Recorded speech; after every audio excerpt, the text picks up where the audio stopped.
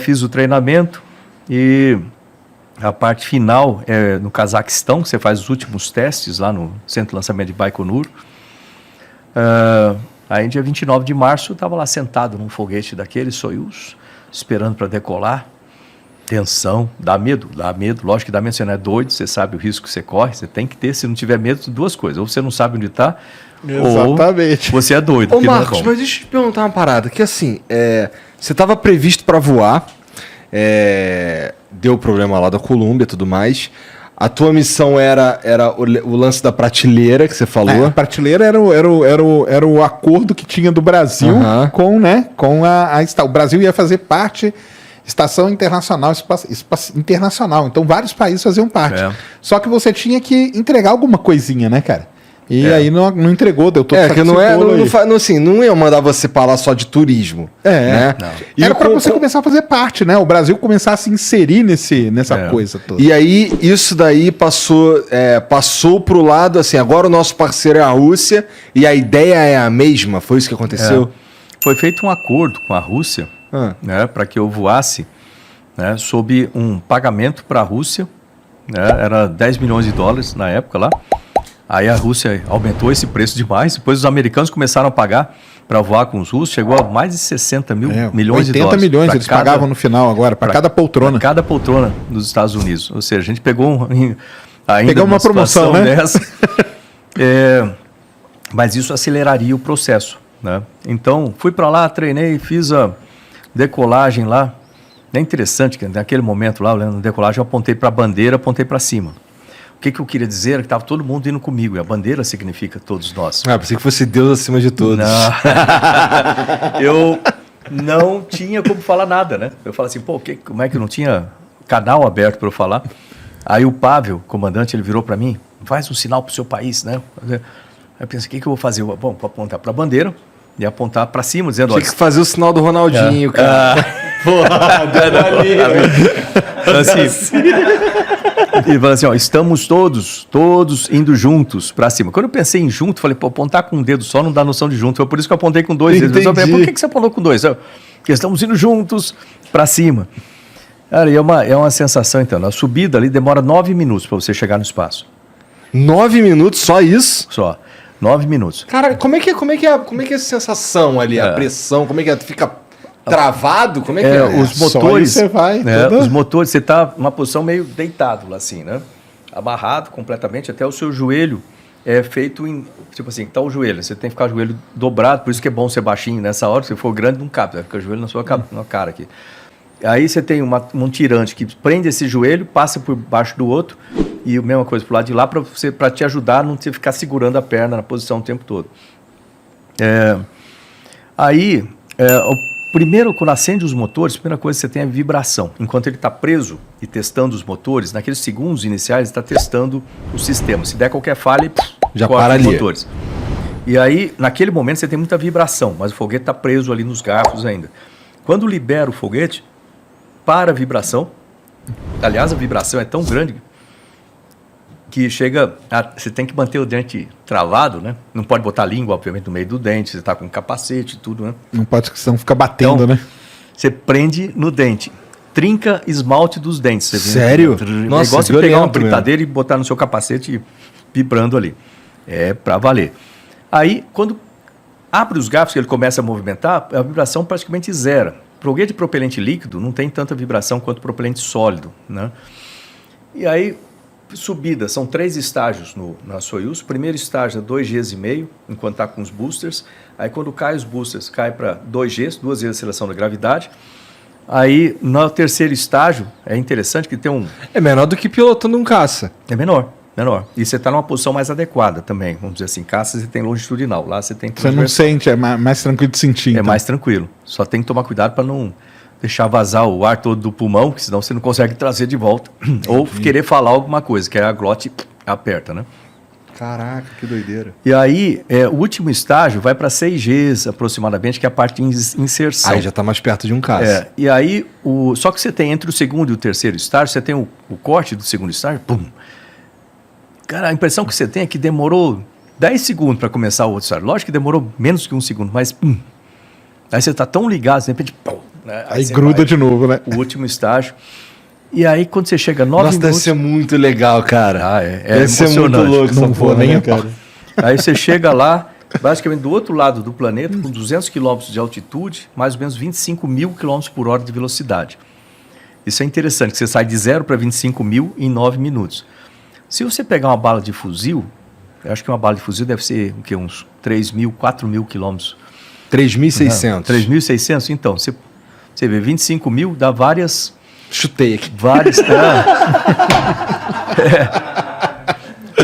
Mas você vê que dá várias vezes a velocidade de uma bala de fuzil. Cara. Você está bem rápido indo para lá.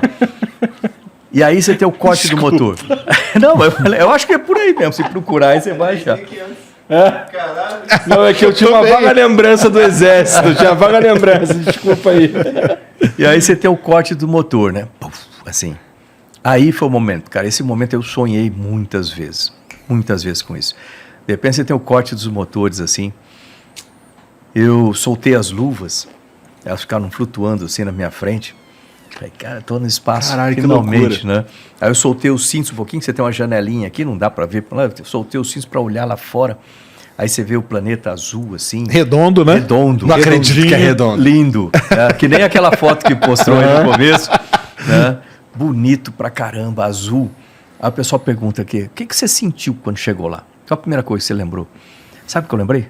Lembrei lá atrás, na oficina da rede ferroviária. O cara falou que você não ia, né? Eu falei que eu queria ser piloto. Cara, você é piloto? Isso é coisa para filho de rico. Você não vai conseguir, você vai ficar frustrado. E aí, quando eu cheguei em casa, Dona Zuleika, com os olhos azuis da cor da terra, fala para mim, ó, você consegue ser tudo que você quiser na vida, desde que você estude, trabalhe, persista e sempre faça mais do que esperam de você. Aquilo foi importante. Isso que eu gosto de falar com a garotada. Falar, pô, é possível, entendeu? Não importa se você mora na favela, se você mora na periferia, se o seu pai é rico, se o seu pai é pobre, importa o que tem dentro de você, para você fazer as coisas, entendeu? E a gente tem um monte de programa interessante no Ministério para promoção da ciência, né? Para levar ciência e tecnologia para dentro das escolas. Tem 62 Olimpíadas, Olimpíada de Matemática, Biologia, Economia. Isso tudo é ligado ao Ministério da Ciência e Tecnologia? Isso, a gente promove essas coisas todas. A gente tem um programa muito legal. Não, aquele programa agora de vocês aí dos meteoros, caça de meteoros, né? Caça asteroide. Caça asteroide foi demais. Caça asteroide é bacana também. Eu tenho uma aluna que foi uma das que quase mais cachou lá, a aluna sua lá? É, um programa legal, muito legal. Foi lá, recebeu a medalha. Ele falou, eu vou encontrar com o Max Ponte. Eu falei, mandou um abraço pra ele. A parte boa é que assim, um burrão que nem eu não precisa correr atrás de asteroide porra nenhuma, né? Não, mas Deus é bom comigo. Mas é bacana isso aí, porque eles, é um programa junto com a NASA e com o IASC. O IASC que dá nomenclatura de corpos celestes, né? Então, esses garotos e garotas procurando esses asteroides, em contato com imagens da NASA, etc., quando eles acham que é realmente um asteroide novo, eles podem entrar para colocar nome no asteroide. Teve o Neymar, né? O Neymar virou Neymar. Como é que é? Neymar virou nome. Caralho, que maneiro. A Lula, acho que foi a Lula que deu o nome de Neymar pro asteroide. Legal. Eu tenho um também, no meu nome. Que o duro é lembrar o número, mas acho que é 32685, ou uma combinação dessas, Marcos Pontes, tudo, né? Que foi dado lá atrás pelo Cristóvão Jacques. Tem um asteroide também. O Cristóvão? É o Cristóvão que deu. E aí, cara, estação espacial, a vida lá no espaço é um negócio assim... Pois é, me fala um pouco sobre... Antes de falar, deixa eu falar uma coisa só, que eu estava falando do Auxílio Brasil, que essa é uma parte importante aí. O Auxílio Brasil substitui lá o Bolsa Família com vantagens, vamos dizer assim. Ele tem, as famílias recebem R$400 por mês, e não é só isso, tem outras coisas. Entre essas outras coisas, a gente conseguiu colocar o módulo, o Auxílio Brasil é do Ministério da Cidadania, lá com o ministro João Roma, né, que faz um trabalho muito bacana. E a gente conseguiu colocar um módulo junto com eles, que é um módulo de Olimpíadas. Como é que funciona? Para a família do Auxílio Brasil, que o filho tem uma performance boa em Olimpíadas, performance excelente em Olimpíada, em algumas das Olimpíadas que são certificadas lá no Auxílio Brasil, então, essa família, você imagina, a família recebe 400 por mês. De repente, essa família, porque o filho tirou uma medalha de ouro, por exemplo, na Olimpíada de Astronomia, Astronáutica, eu não sei quais são as Olimpíadas que são certificadas, a família recebe de uma vez R$1.000. Além disso, a criança, o adolescente, recebe uma bolsa de iniciação científica júnior do CNPq. Que legal. De R$100 por mês durante um ano. E, além disso, recebe a mentoria do CNPq de metodologia científica que comprovadamente melhora o sucesso da pessoa em qualquer coisa que ela for fazer na vida. Não é só para ser cientista, não. Qualquer coisa. Então, você imagina a mudança na vida. Existem exemplos disso daí hoje em dia? Temos. O ano passado a gente distribuiu, foram 2.400 bolsas aproximadamente para isso.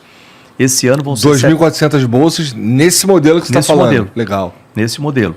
E para esse ano são mais 7.600, completa os 10.000. Então dá para dizer que a gente tem pelo menos aí 2.400 pessoas que foram muito bem nas Olimpíadas, vindas de famílias muito pobres. Exato. Legal. Meninos e meninas.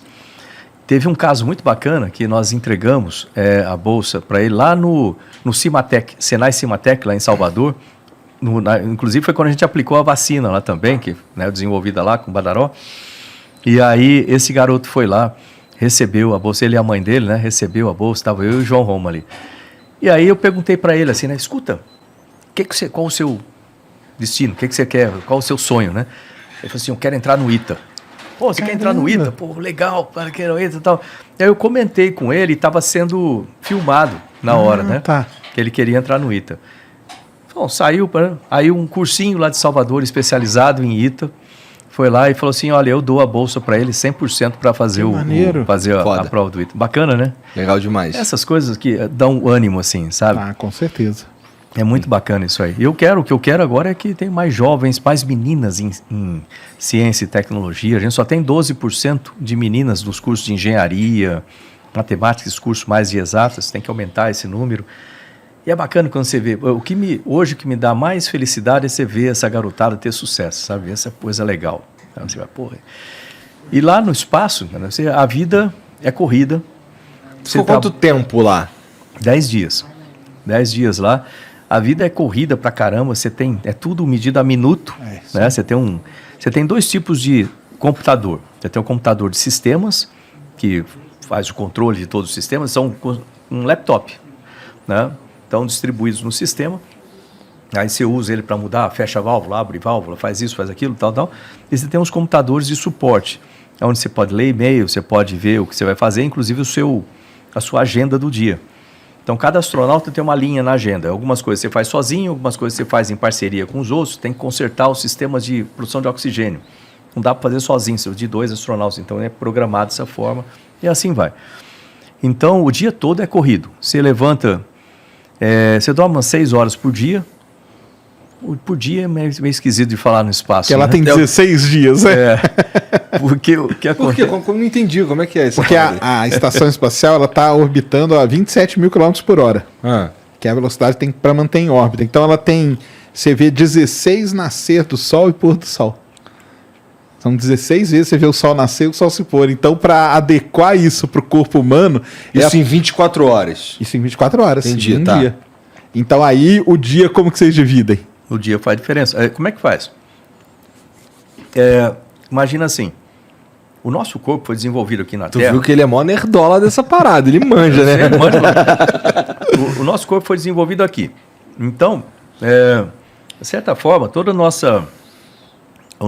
organismo, ele aprendeu... Bom, demora 12 horas... Tem um pessoal meio que fala assim, não, nosso corpo foi habituado em Marte, mas isso aí deixa o papo depois. Tá bom, mesmo galera que fala que a Terra é plana, tá. E aí, então 12 horas é o ciclo normal de Sol, né, mais 12 horas de noite, em média, dependendo se você estiver no planeta, mas nosso corpo acostumou com isso. Muitas coisas do nosso organismo, eles têm a ver com luz e escuro. A produção de melatonina, uma série de coisas que regulam o sono e outras coisas. Então, tem um ciclo circadiano, que chama, para fazer isso aí. Quando você chega lá, o que acontece? Você dá uma volta na Terra em 90 minutos. Então, se o Sol está ali, você passa 45 minutos do lado do Sol, 45 minutos do lado da noite. Então, o dia ficou curto, a noite ficou curta. Então, o corpo vai ficando cansado com essas alterações rápidas assim. Fora isso, tem outras adaptações que o corpo tem que fazer no espaço, que não é normal para a gente aqui. Nosso corpo foi habituado com um G, uma aceleração de gravidade. Então, a gente tem todo um sistema de distribuição de líquidos no corpo, coração aqui no meio. Obviamente, para bombear para baixo, com um G, é muito mais fácil que bombear para cima, né, contra a gravidade. Então, o nosso corpo, não sou médico, explicação de engenheiro para coisa de médico, mas O nosso corpo ele tem certas resistências nas veias e artérias de forma a facilitar a circulação do sangue para cima, inclusive o movimento das pernas, bombeamento, e atrapalhar um pouco a circulação para baixo, de forma que a gente fica com a pressão estável no corpo. A pressão na perna vai ser relativamente a mesma da pressão na cabeça, assim por diante. Quando você chega no espaço, o corpo não sabe que você está no espaço. E aí você tem uma redistribuição de líquidos no corpo.